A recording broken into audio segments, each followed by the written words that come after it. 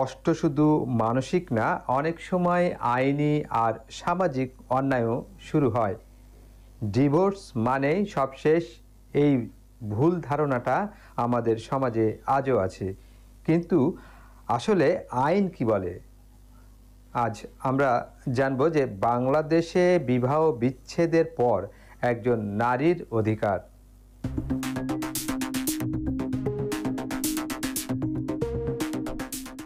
আজ আমরা জানব বাংলাদেশে বিবাহ বিচ্ছেদের পর একজন নারীর অধিকার ঠিক কতটা শক্তিশালী। বাংলাদেশের মুসলিম ফ্যামিলি ল অর্ডিন্যান্স 1961 অনুযায়ী তালাক প্রক্রিয়া একটা নির্দিষ্ট নিয়মে সম্পন্ন করতে হয়।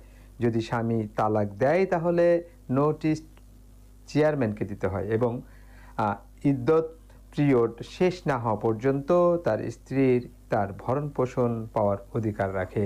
অনেকেই জানে না যে তালাক ইফেক্টিভ হয় 90 দিন পর বা ইদ্যত পিরিয়ড শেষ হলে।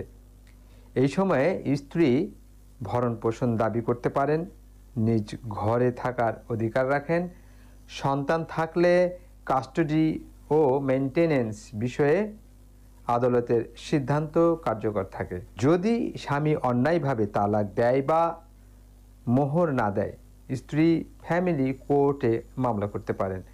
আবার স্ত্রী যদি তালাক দিতে চান, ডেলিগেটেড ডিভোর্স, তালাকি তাওফিজ বা খোলা প্রক্রিয়ায় যেতে পারেন। আদালত সবসময় চেষ্টা করেন যেন সন্তান, মা ও পরিবারের অধিকার নষ্ট না হয়। আমাদের সমাজে অনেক মেয়ে এখনো ভয় পায়, কারণ তারা ভাবে তালাক মানে আমি একা। কিন্তু সত্য হলো তুমি একা নও, আইন তোমার পাশে আছে।